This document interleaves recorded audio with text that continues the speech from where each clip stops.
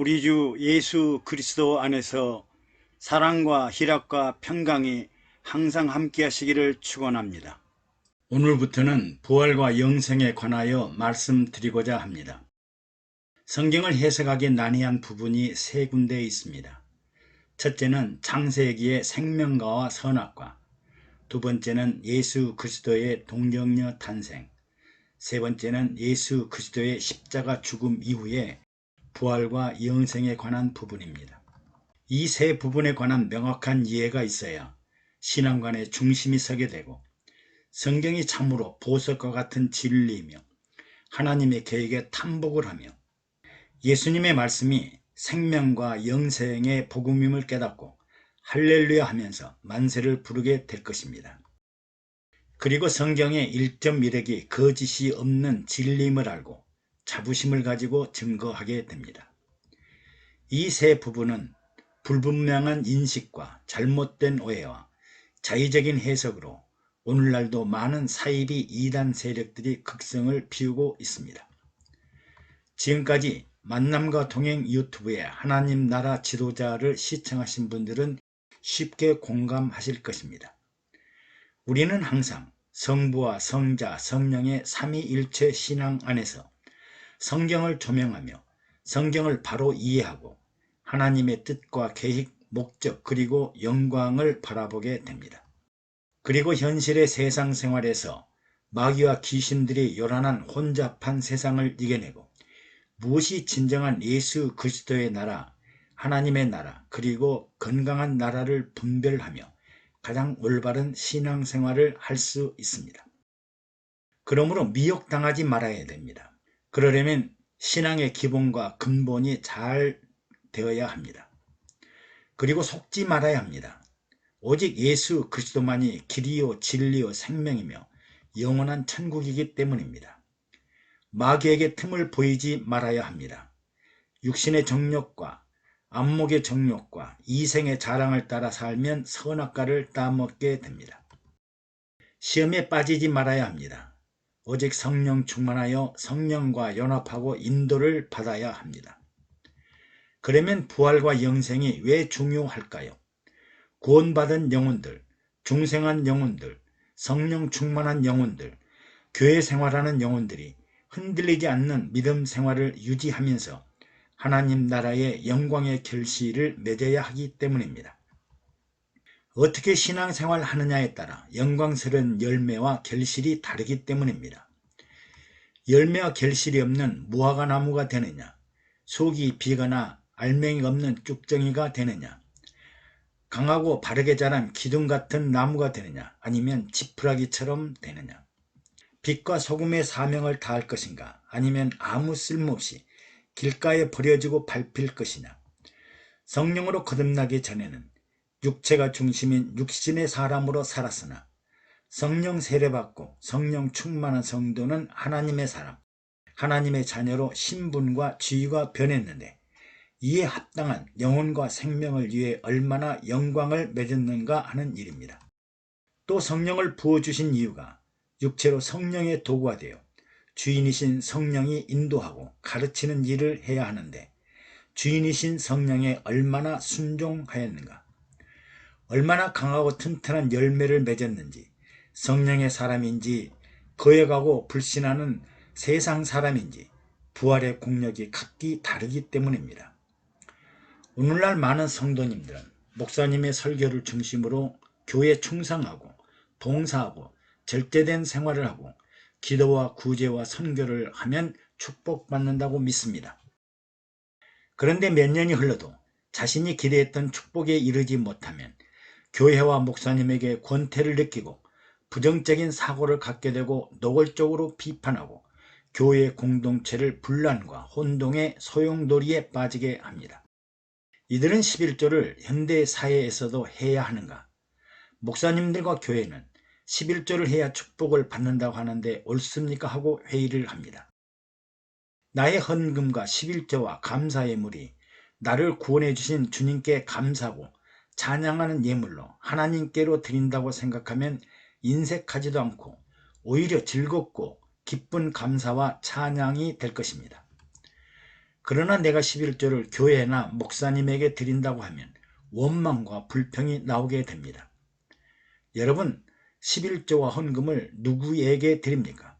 만약 여러분들이 교회나 목사님들에게 드린다고 하면 교회는 하나님 나라 11조 징수처이며 목사님들은 현대판 하나님 나라 세리가 될 것입니다. 물론 11조와 헌금의 사용처가 하나님 나라가 아니라 교회나 목사님들이 자의적으로 사용한다면 하나님께 엄청난 범죄를 저지르고 있을 것입니다. 구약에는 안식일을 지키지 않으면 돌에 맞아 죽었는데 오늘날 주일 성수를 못하면 정말 벼락을 맞는가? 우리는 6일을 일하는데 목사님들은 주일 하루만 일하고 있지 않는가 하고 비난과 불평을 하기도 합니다. 여러분, 6일을 열심히 일하고 7일에 쉬는 게 행복할까요? 6일을 아무 일도 안 하다가 주일 하루 일하는 사람이 행복할까요? 내가 나이 들어보니 놀지 않고 일한다는 것이 얼마나 행복한지 알 수 없습니다. 건강하니까 일합니다. 또 일하면 건강합니다. 또 일하면 용돈도 생깁니다. 일의 행복을 모르는 사람들, 구원의 확신을 갖지 못하는 사람들이 종교 혁신을 하겠다는 말은 믿을 수 없는 허언이요 망언입니다. 교회 공동체 의결이 민주적이지 않고 목사님들이 독선적으로 이끌어가지 않는가? 여러분, 교회가 어떻게 보면 비민주적이고 독선적으로 보입니다. 그러나 달리 생각해보면 교회는 영리단체나 사회적인 친목단체가 아닙니다. 교회는 영혼 구원을 위한 예수 그리스도 공동체입니다. 영혼에 대한 인식이 부족하면 비난과 불평을 하지만 예수님이 영혼 없는 어두운 세상에 영혼을 살리기 위해 영혼을 구하려 십자가에 죽으시고 부활하시고 영원히 영생하는 부활과 하나님 보좌에 올라가 영생천국, 천년왕국을 위해 재림하심을 믿는다면 비민주적이다, 독선적이다라고 할 수 없을 것입니다. 영혼을 모르는 사람들이, 영혼이 어두운 사람들이, 예수를 십자가에 못 박은 사람들이 영혼의 나라, 하나님 나라를 이루겠다는 일은 궤변과 같은 일입니다. 우리는 오직 영혼의 생명이신 예수 그리스도, 영혼의 세계로 인도하는 성령님을 따라가야 합니다. 왜요? 영혼이 살아나야 하니까요. 성경과 신앙에 올바른 뿌리가 있어야 좋은 열매를 맺고 생명의 나라에 들어가게 됩니다. 그러면 성도들의 신앙생활의 축복은 무엇일까요? 바로 영혼이 잘되며 부활과 영생의 영광에 참여하는 일입니다. 나는 장차 어떤 모습으로 부활의 영광을 얻게 될 것인가? 해와 같은 영광, 달과 같은 영광, 별과 같은 영광, 하늘에 속한 형체, 땅에 속한 형체, 새의 육체, 물고기 형체 등 수많은 영광스러운 형체들을 갖게 될 것입니다. 이런 영광스러운 형체를 얻기 위해 구원받은 후에 육체로 살아가는 동안 인내하고 절제하고 연단하며 고난을 이기며 신앙생활을 하게 됩니다. 그리고 각자가 수고한 대로, 눈물을 흘린 대로, 땀을 흘린 대로, 희생한 대로 인내하고 절제하고 연단한 만큼의 영광을 얻게 될 것입니다. 그러므로 나는 이 세상을 육체로 살면서 알곡으로 살았는지, 쭉정이나 가라지로 살았는지, 좋은 열매를 맺었는지, 나쁜 열매를 맺었는지, 어떤 열매로 결실을 맺어 천국 곳간에 보관될 것인지 고민을 해야 합니다. 즉 육체로 사는 동안 나의 육체를 세상을 위해 헌신했는지, 하나님 나라를 위해 헌신했는지, 자신이 충성하고 헌신한 대로 세상의 상급을 받든지 하나님 나라 상급과 멸류관을 받든지 할 것입니다. 부활은 부활절의 행사를 위해 있는 일이 아닙니다. 성도는 항상 장차 하나님의 나라의 어떤 영광의 형체로 부활할 것인가? 그러기 위해서 우리는 육체로 이 세상을 사는 동안 어떻게 살아야 할 것인가 늘 기도하고 순종하고 성령 충만하여 부활의 영광을 위해 살아야 합니다. 감사합니다. 여러분의 좋아요, 구독과 댓글은 영상 제작에 많은 위로와 격려가 됩니다.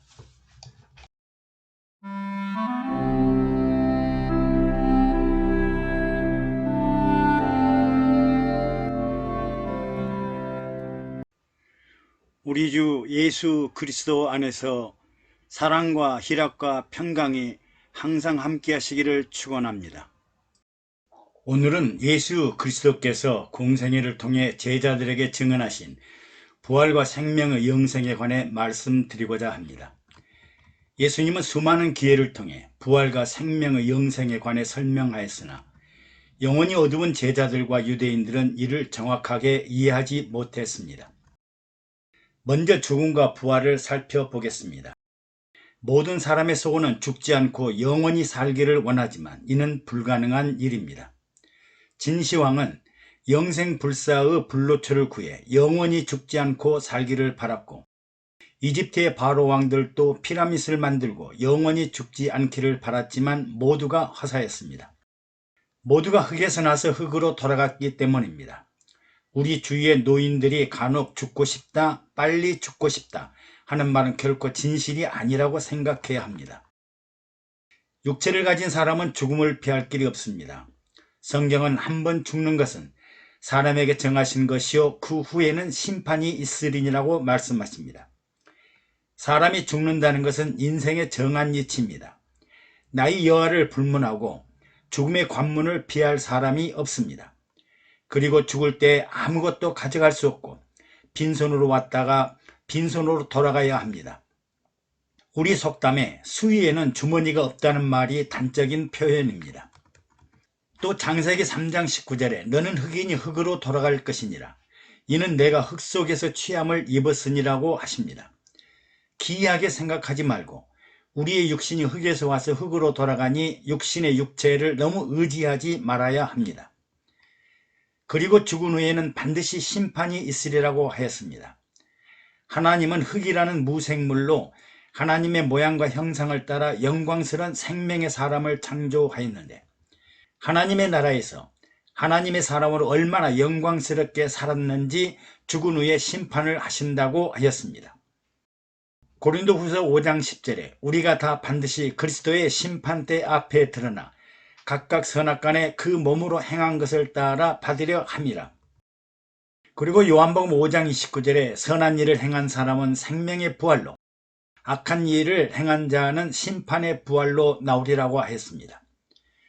육체는 반드시 죽음을 피할 수 없고 또 죽은 후에는 생명의 부활이나 심판의 부활로 그리스도의 심판대 앞에 서게 될 것입니다. 죽는 것도 서럽지만 심판을 받을 각오도 해야 합니다. 그런데 예수님은 인류의 대반전의 소망을 알려주셨습니다. 영원히 죽지 않는 부활의 길이 있으며 영원히 살 수 있는 영생의 방법이 있다고 말씀하였습니다. 죽음으로 인생이 단절되는 것이 아니라 육체는 죽어 흙으로 돌아가지만 영혼의 생명은 죽지 않고 다시 살아나 영원히 살 것이라고 하였습니다. 어느 날 하루살이와 메뚜기가 신나게 놀다가 저녁 해가 지자 메뚜기가 우리 내일 만나자 하였더니 하루살이가 내일이 무엇이냐? 우리에게 내일은 없다. 우리는 이 밤이 지나면 모두 죽게 되므로 밤새도록 울어야 한다고 했습니다. 그러다가 메뚜기와 개구리가 같이 놀다가 날씨가 추워지자 개구리가 이제 우리 내년에 만나자고 하자 메뚜기가 아니 내년이 무엇이냐? 우리에게는 미래가 없다. 우리는 날씨가 추워지면 모두 세상을 떠나야 한다고 하자 겨울 내내 동면하고 내년 봄에 다시 살아나는 개구리가 이상하다고 생각했습니다. 부활과 영생은 영혼의 생명을 가진 사람들이 오늘, 내일, 내년 그리고 내세에 이 땅과 하늘나라에 영원히 살 수 있는 영생의 존재입니다. 예수님은 요한복음 11장 25절에서 26절에 장사한 지 4일이 지난 나사로의 무덤을 찾아가 마르다에게 나는 부활이요 생명이니 나를 믿는 자는 죽어도 살겠고 무릇 살아서 나를 믿는 자는 영원히 죽지 아니라고 하시고 부활과 영생하는 생명을 확신시켜 주었습니다. 즉 예수를 믿으면 영원히 살게 됩니다. 이런 축복의 선물이 어디 있을까요? 죽어도 다시 살고 다시 살면 영원히 살게 되니까요. 그러므로 죽음으로 인생이 끝나는 것은 육체이지만 육체의 주인이었던 영혼은 죽지 않고 생명이나 심판의 부활로 이어져 영생의 삶을 살게 됩니다. 죽음의 단계는 피할 수 없는 필연의 관문이지만 죽은 후에는 새로운 부활의 영생의 나라에 들어가게 됩니다. 인류 최대의 복음이자 희망과 소망의 메시지입니다. 그런데 성경에는 하나님의 기적 같은 능력으로 죽음을 보지 않고 하늘로 올라간 사람들이 있습니다. 인류의 조상 중 유일하게 에녹은 300년 동안 하나님과 동행하다가 죽음을 보지 않고 하늘로 올라갔습니다. 에녹은 65세에 무두셀라를 낳고 300년 동안 하나님과 동행하더니 365세에 하나님이 그를 데려가심으로 세상에 있지 아니하였다라고 합니다. 또 엘리야도 죽음을 겪지 않고 하늘나라로 올라갔습니다. 선지자 엘리야와 제자 엘리사가 요단강가에서 갑자기 하늘로부터 불수레와 불말들이 나타나더니 엘리야를 회리바람과 함께 하늘로 승천하였습니다. 우리는 마지막 때 하늘로 들려 올라가는 휴거를 궁금하게 생각하고 의아해 하겠지만 하나님의 능력이라면 죽음을 보지 않고 천상천국의 공중혼인잔치에 들림을 받게 될 것입니다. 또 예수님은 죽은 자들을 다시 살려내셨습니다.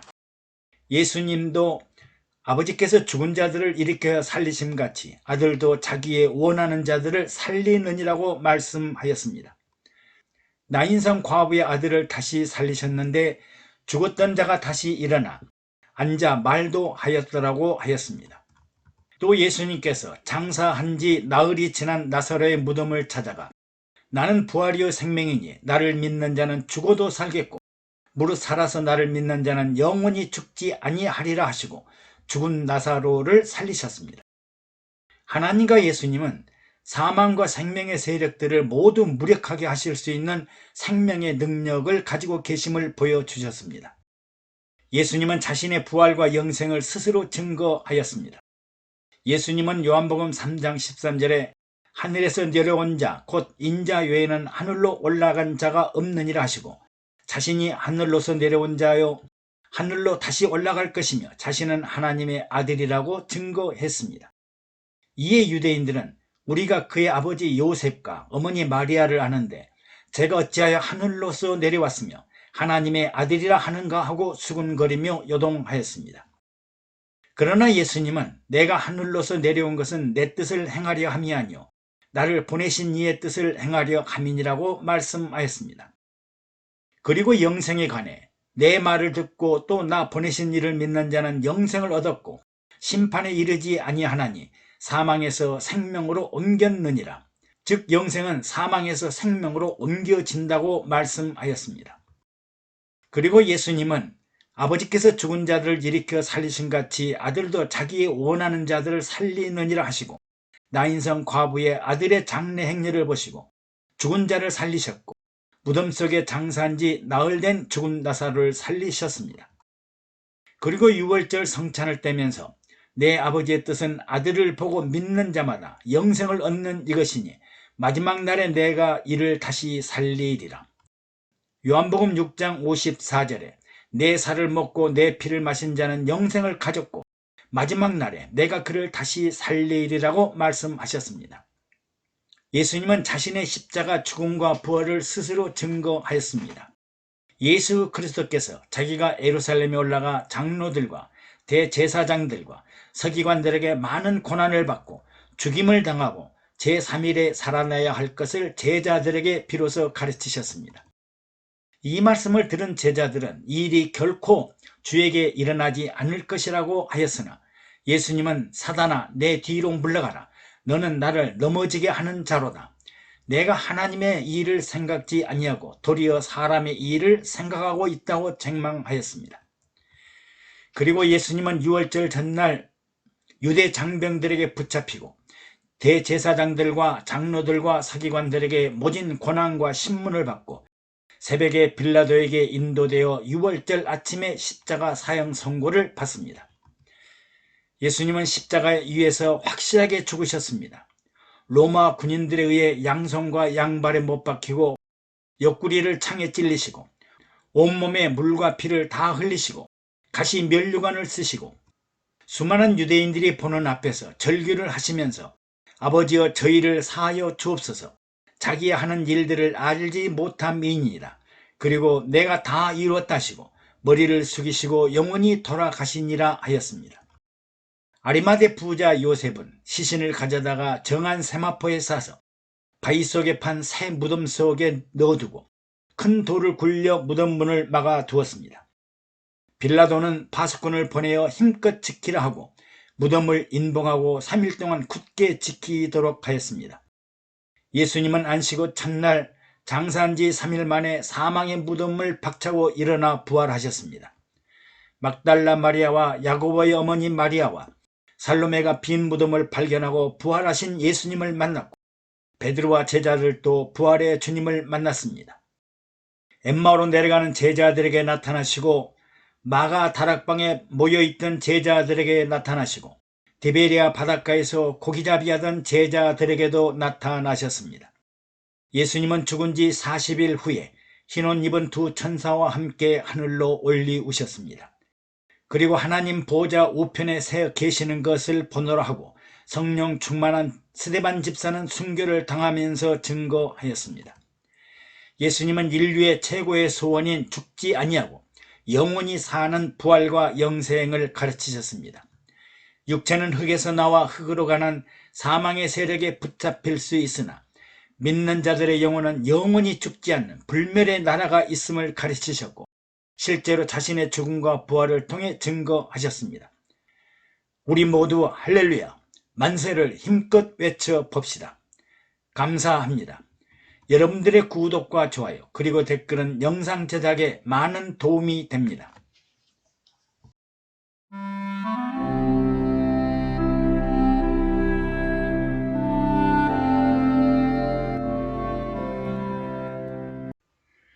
우리 주 예수 그리스도 안에서 사랑과 희락과 평강이 항상 함께 하시기를 축원합니다.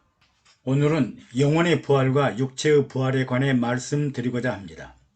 먼저 부활은 육체와 영혼의 주종관계를 파악하는 데 아주 중요합니다. 육체의 사람은 육신의 정욕과 안목의 정욕과 이생의 자랑 때문에 선악과를 따먹고 하나님께 불순종하지만 영혼의 사람은 육체 안에 내재하시는 보이지 않는 성령님의 인도와 지시, 감독을 받고 하나님께 온전하게 살려고 합니다. 육체의 사람은 육체가 주인이고 육신의 욕망을 따라 살지만 성령의 사람은 성령님이 주인이 되어 육체를 도구로 사용하여 하나님의 일을 합니다.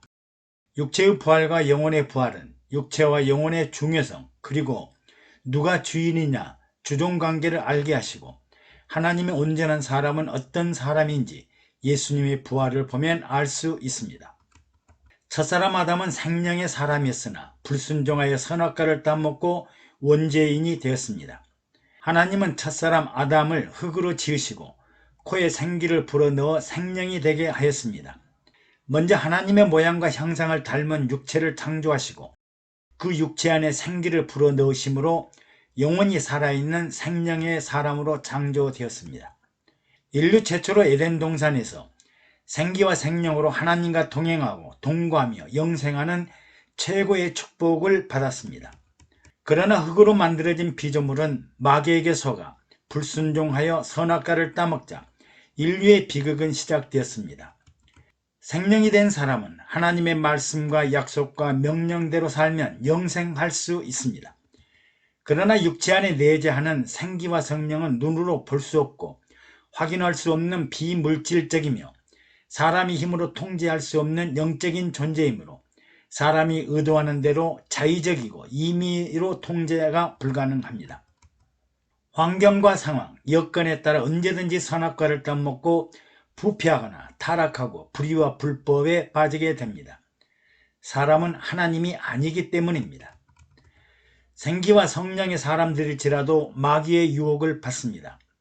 하나님 나라의 최고 방해자가 바로 마귀입니다.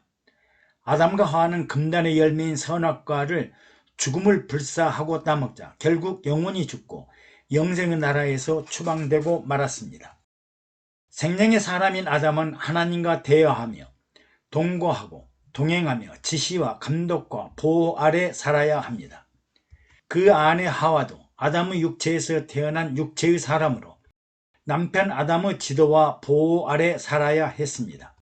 그러나 육체의 사람 하와는 마귀의 유혹에 믿음이 흔들리고 결국 달콤한 유혹에 빠져 선악과를 따먹고 남편 아담에게도 먹게 하여 부부가 동반으로 불순종의 죄를 범하고 에덴 동산에서 쫓겨나고 말았습니다. 이 상황에서 중요한 사실은 생명의 사람도 불순종하고 선악과를 따먹는구나. 하나님의 사람들도 에덴 동산에서 쫓겨나는구나. 또 마귀의 유혹을 이기지 못하고 시험에 빠지면 영생을 박탈당하고 지옥에 빠지는구나. 이는 비극 중의 비극이요 온 세상을 놀랍게 만들 뉴스 중의 뉴스입니다. 그러면 성령으로 거듭나고 성령 세례받고 성령 충만하면 온전한 사람일까요? 구원은 신앙의 시작과 같으며 믿음은 영광에 이르기 위한 신앙생활입니다. 예수 믿고 자기 스스로 자력이 아닌 타인의 은혜로 구원받고 성령으로 거듭나고 성령 세례받고 성령 충만한 사람들은 아름다운 열매, 좋은 결실, 영화와 영광을 얻도록 믿음 생활을 해야 합니다. 오늘날 거듭나고 세례받고 성령 충만할지라도 세상을 따라 살면서 육신의 정욕과 안목의 정욕과 이생의 자랑을 이기지 못해 마귀의 시험과 올무에 빠지게 됩니다. 예수님도 성령에 이끌려 광야에서 마귀로부터 3가지 시험을 통과하시고 승리하신 것을 이해할 것입니다. 마귀는 육체를 가진 사람, 생기와 성령을 받은 사람, 심지어 예수님까지 유혹할 정도로 아주 교활한 존재입니다. 여러분들의 육신의 감정과 정욕에 달콤하고 꿀같은 말로 욕심을 불붙이는 존재가 있다면 경계하고 시험에 빠지지 말아야 합니다.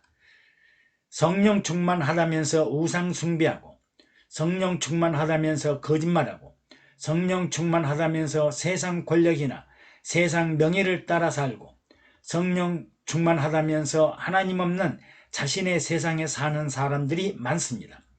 마치 바리새인들이나 사두개인들과 다름이 없습니다. 심지어 마귀에게 속아 시험에 빠져 있으나 정작 당사자들은 어리석은 소경이 아니라고 합니다.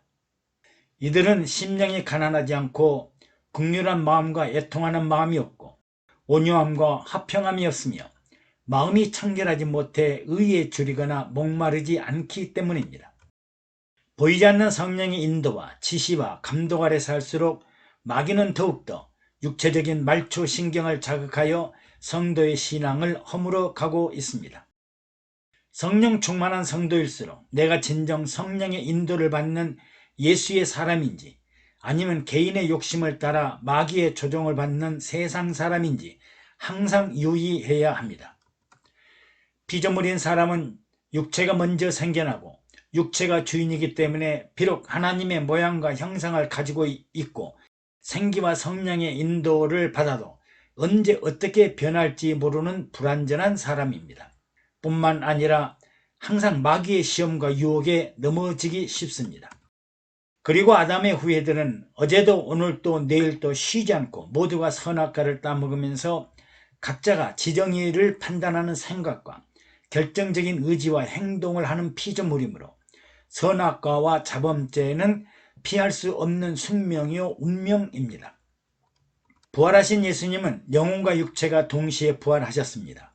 예수님은 성령으로 잉태되었고 성령과 함께 살았고 성령을 따라 십자가에서 죽고 성령으로 무덤에서 일어나 하나님 보좌 우편에 앉으셨고 마지막 재림의 날을 기다리고 있습니다. 예수님은 태어날 때부터 죽을 때까지 완전한 성령의 사람이었습니다. 그리고 부활의 첫 열매가 되었는데 영혼과 육체가 동시에 부활하였습니다. 예수님은 무덤 곁에 서 있는 마리아에게 나를 만지지 말라. 내가 아직 아버지께로 올라가지 못하였노라. 너는 내 형제들에게 가서 이르되 내가 내 아버지 곧 너희 아버지 내 하나님 곧 너희 하나님께로 올라간다 하라고 말씀하셨습니다. 그리고 안식 후 첫날 제자들이 모인 곳에 나타나신 예수님은 제자들이 영으로 생각하고 놀라고 무서워하였을 때 어찌하여 두려워하며 어찌하여 마음에 의심이 일어나느냐. 내 손과 내 발을 보고 나인 줄을 알라. 또 나를 만져보라. 영과 살은 뼈가 없으되 너희 보는 바와 같이 나는 있느니라고 말씀하십니다. 예수님은 영혼과 육체가 동시에 부활하신 부활의 첫 열매가 되었습니다. 그러면 영혼을 위해 살았던 그리스도인들의 부활은 어떻게 될까요? 먼저 우리 영혼은 그리스도와 함께 낙원에 들어갑니다. 예수님은 두 행악자와 함께 십자가에 죽으실 때 한 강도가 자신이 행한 죄를 생각하면서 예수여 당신의 나라가 임하실 때 나를 생각하소서라고 하자 내가 진실로 내게 이르노니 내가 나와 함께 낙원에 있으리라고 말씀하십니다. 회개하고 영원히 구원받는 성도는 곧바로 부활하는 것이 아니라 육체는 죽어 흙으로 돌아가지만 그들의 영혼은 죽지 않고 낙원에 들어가 주님이 재림하실 때까지 잠들어 안식을 취하게 됩니다. 그리고 주님이 재림하실 때 잠자던 영혼이 깨어 일어나 육체의 형체를 덧입고 부활합니다. 데살로니가전서 4장 16절에 주께서 호령과 천사장의 소리와 하나님의 나팔로 치니 하늘로 쫓아 강림하시리니 그리스도 안에서 죽은 자들이 먼저 일어나고 그 후에 우리 살아남은 자들도 저희와 함께 구름 속으로 끌어올려 공중에서 주를 영접하게 하시리니 그리하여 우리가 항상 주와 함께 있으리라고 약속하십니다. 창세기 인류 창조는 육체가 먼저이고 그 다음에 생기를 불어넣어 생명이 돼 있으므로 육체가 주인이었습니다. 그러나 그들은 생기와 성령을 따라 살지 못했습니다. 성령으로 세례받고 거듭난 사람, 성령 충만한 사람도 육체가 먼저이고 영혼은 나중이어서 성령의 도구대로 살지 못하고 실패합니다. 그러나 부활의 형체는 죽지 않고 살아 숨쉬며 잠자던 영혼의 신령한 육체를 덧입도록 하셨습니다. 영혼이 주인이시고 육체가 도구가 되어 진정한 성령의 사람, 영혼의 인도를 받는 사람, 육체를 도구로 삼는 사람이 됩니다. 부활의 신령한 모습은 창조 때와는 달리 육체와 영혼의 생성 순서가 달라 이제 완벽한 하나님의 사람, 성령의 사람, 영혼의 사람을 말합니다. 영혼이 육체보다 먼저 존재하고 영혼이 육체의 주인이 되었으므로 이제 육체는 영혼의 도구일 뿐이고 영혼의 명령에 순종하고 살아야 하는 거덕과 같은 육체입니다. 즉 영혼은 변함이 없지만 영혼을 덧입는 육체의 형상은 입고 벗는 겉옷처럼 별로 중요하지 않습니다. 지금까지 피조물인 우리는 육체가 주인이었으나 생기를 받고 성령 충만하고 나면 육체를 성령의 도구로 사용해서 세상을 이기고 마귀의 유혹을 물리치고 병든 몸과 질병과 가난을 물리치며 살아야 합니다. 그러나 실제는 성령의 소욕과 육체의 소욕이 서로 다투며 갈등과 혼란 속에서 곤고한 모습으로 불안정하게 살아왔습니다. 그러나 부활한 사람은 잠자던 영혼이 깨어나고 그 영혼 위에 신령한 육체가 덧입혀지므로 먼저 탄생한 영혼이 주인이고 나중에 태어난 육체는 당연히 성령의 도구가 됩니다. 이제는 영혼이 주인이고 육체가 도구가 되는 완전한 하나님의 영혼의 사람입니다. 영혼과 육체의 부활의 순서는 육체가 주인이냐 영혼이 주인이냐 주인과 종이 누구인가 영혼을 위해 살 것인가 육체를 따라 살 것인가 영혼이 육체를 도구로 움직이고 활동하게 하는가 어떻게 살아야 하나님이 기뻐하시고 하나님과 동행하며 영광스러운 모습으로 살 것인가를 결정하게 될 것입니다. 감사합니다. 여러분들의 구독과 좋아요 그리고 댓글은 영상 제작에 많은 도움이 됩니다.